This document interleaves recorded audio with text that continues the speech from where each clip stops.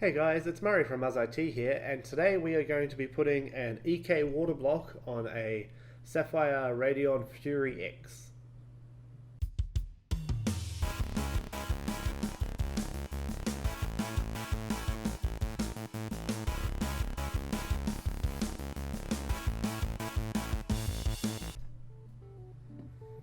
So here we have this is the EK Nickel Plexi Radeon Fury X. It's already got some fittings there and so on. So this is the block we're going to be putting on.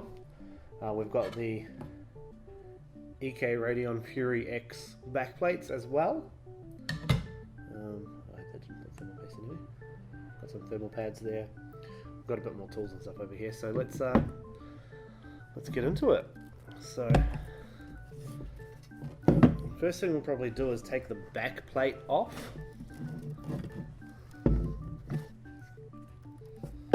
Which should just be some screws.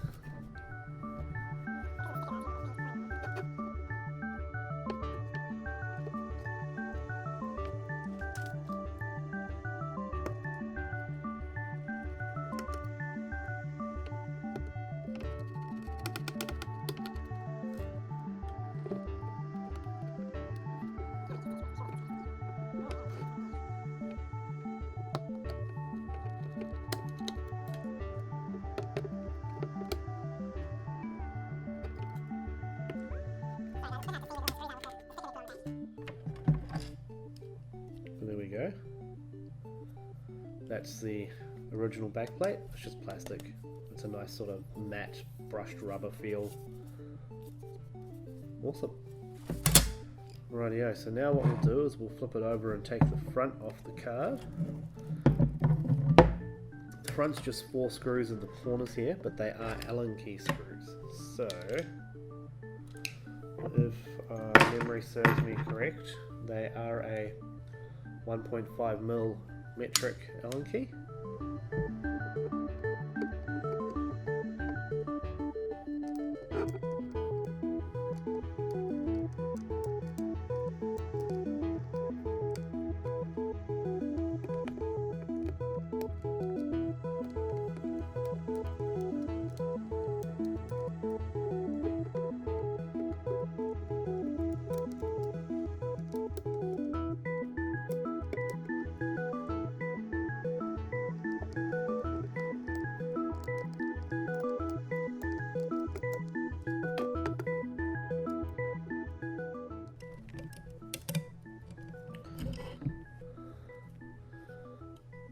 So there we have the front panel.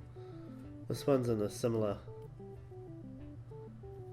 brushed rubber cover, but they put a nice big sticker over it, which is pretty cool. But this one's actually made out of aluminium, by the feel of it. So there we have it. Now, I believe AMD have released the specific dimensions and stuff for this so that people can 3D print their own custom front covers, which is cool. And if we weren't going to be putting the custom water cooling on this, that's something we would probably look at doing as well, as we do have access to a 3D printer. So actually I'll put that over here with this piece. Right, so next thing we can do is unplug the Radeon label out here that lights up, LED for that, and we can unplug the power for the pump and the fan. All the power is powered directly through the circuit board, which is really cool. No extra cables, just the power running to the card, and that's it.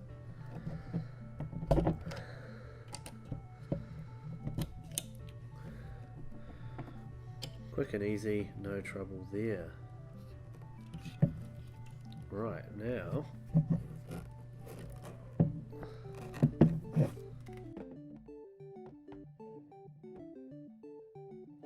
this is the fun bit.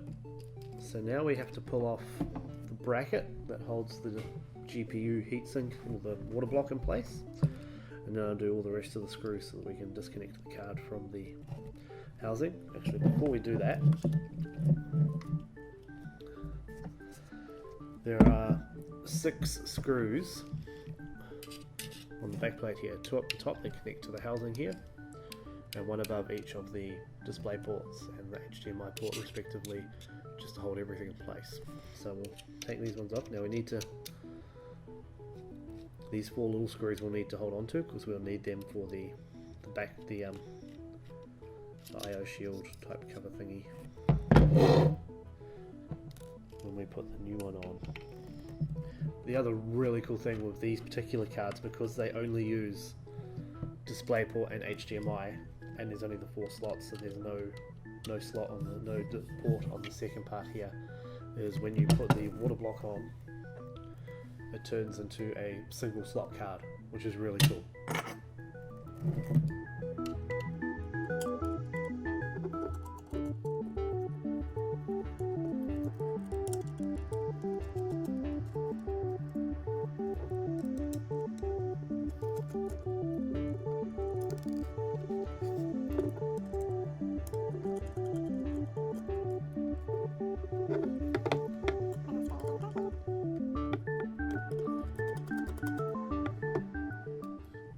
And then, if I remember correctly, there's one more up the top here, but we can't get to that one just yet. So, now we need to remove the 4 screws that hold the GPU in place, so we'll start with the one covered. Now, because these are holding the GPU block down, and you've got to be careful about pressure, we're going to undo them as evenly as possible diagonally. So corner to corner, opposites.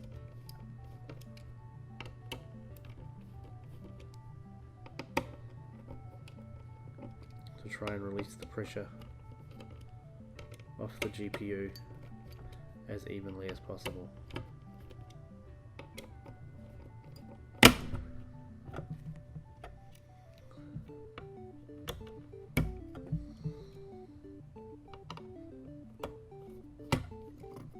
There we go. Now we'll put this bit over to the side here. We're not going to need that for the WaterBlock, so we'll put all the stuff back together. Now we want to undo the rest of these screws holding the card in place.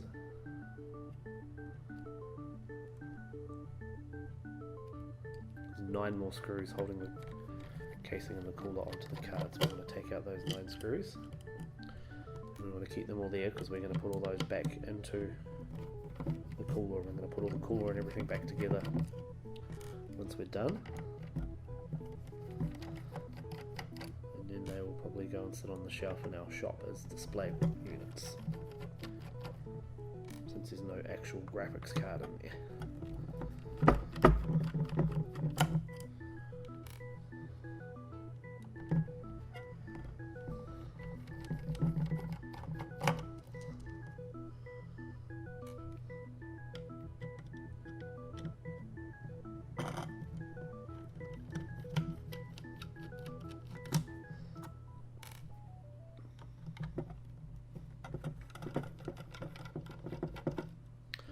There are quite a few screws here, guys. It does take a bit of time.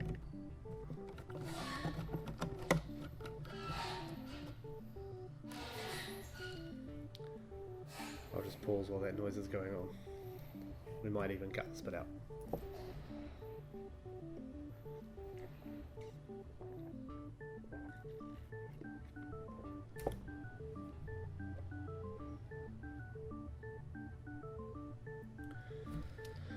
Rightio. And now, as you can see, the card just slips out nicely. We just have one little screw to remove up the front here, this one here.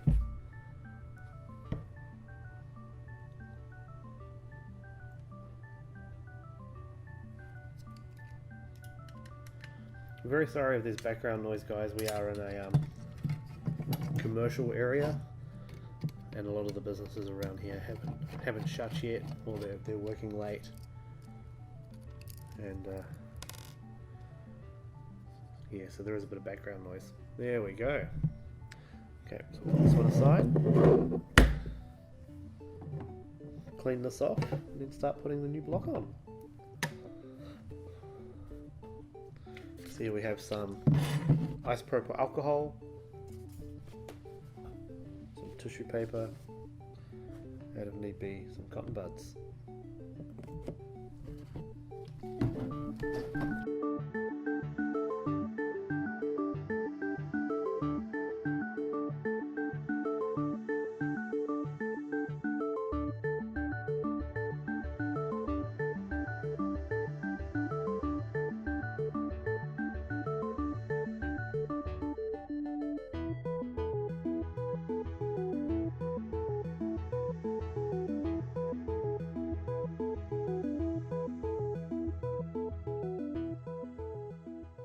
Okay, so now we've got the GPU all nicely cleaned off, we're going to cut some thermal pads to go over certain parts of the GPU.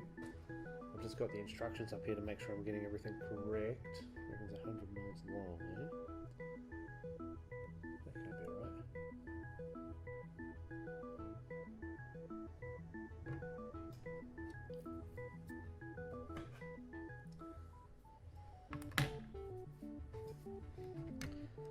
Okay, so now that we've got the card all cleaned up, what we're going to do now is we're going to put the thermal pads on the, I believe it's the voltage regulations and stuff, so it goes down here on these bits here, then there and there.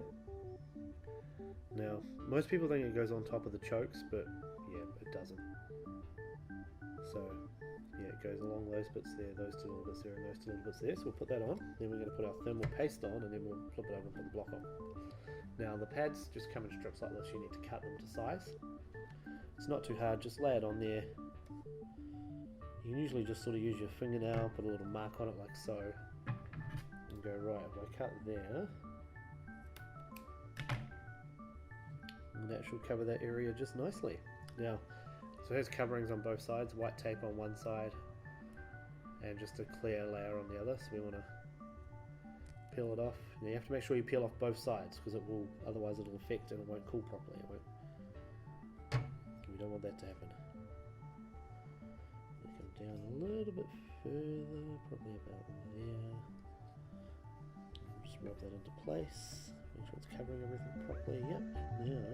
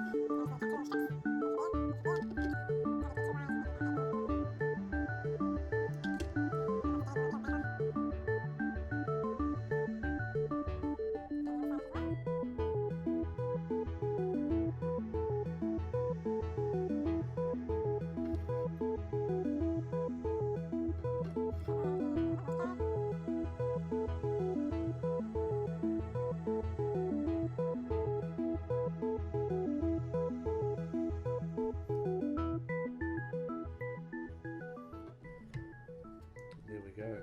Now all the thermal pads are on. We just need to put our thermal paste on. Where do we go from there?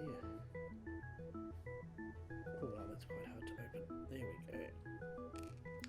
Now the manual says to put a nice X and then a dot on each of the 4 memory modules, so we'll do the dots first.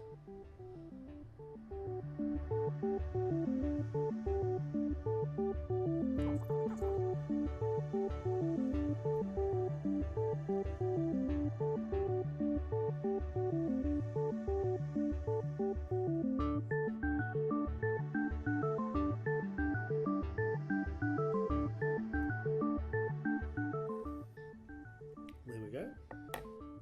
Need to put the new bracket on. It should be these silver screws here.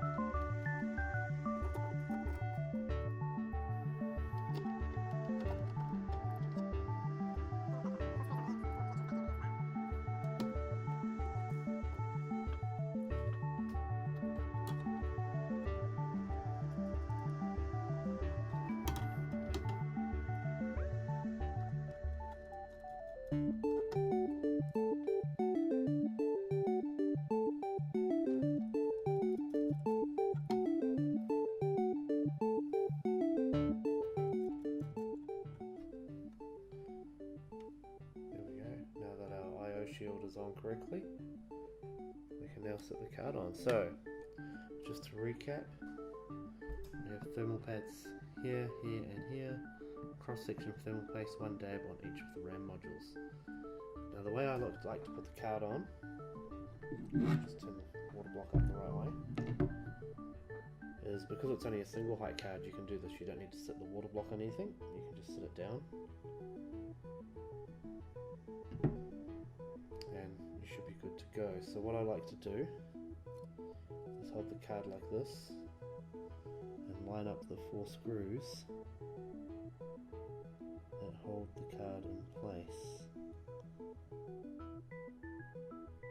like so.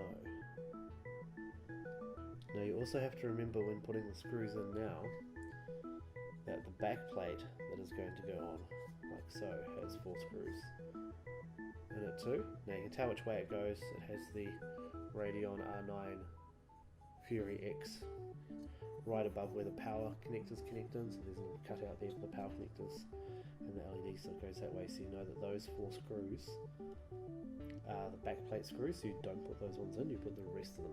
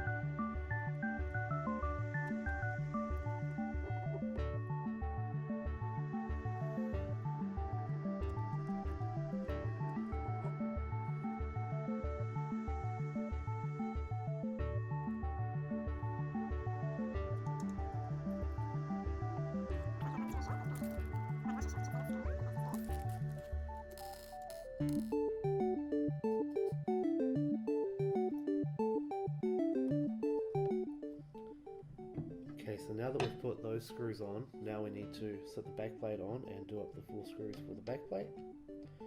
Sorry, before we put the backplate on, getting ahead of myself here, which could have caused a lot of damage to the card, we need to check that the thermal pads are on the backplate in the correct spot.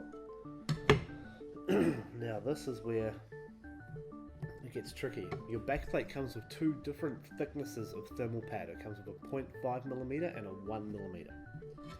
You need to make sure that the back of the GPU here is the 0.5mm, but the back of the power delivery modules over here is the 1mm. If you put 0.5mm here, these modules stick out quite a bit.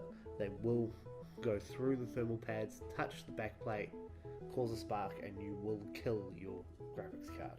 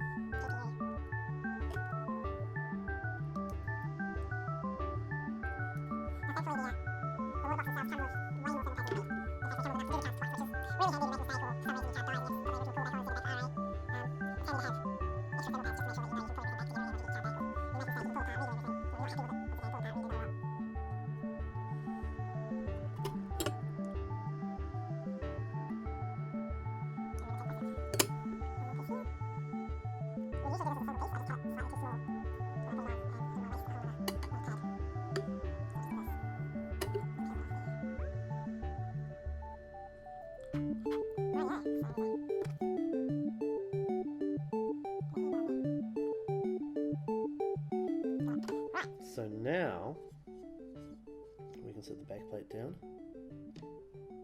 Oh, that's much better. That feels a lot better. And now we've got. Now you get up. These screws for the backplate are slightly longer than the screws for the WaterBlock. You don't need washers on the backplate.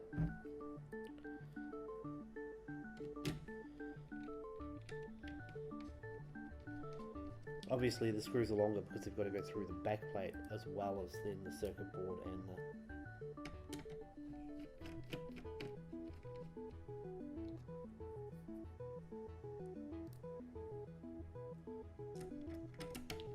the backplate and the circuit board into the WaterBlock. So once again, get all 4 screws started. Don't just put one in and crank it up. Once they're all in, then do them up nice and good, nice and tight.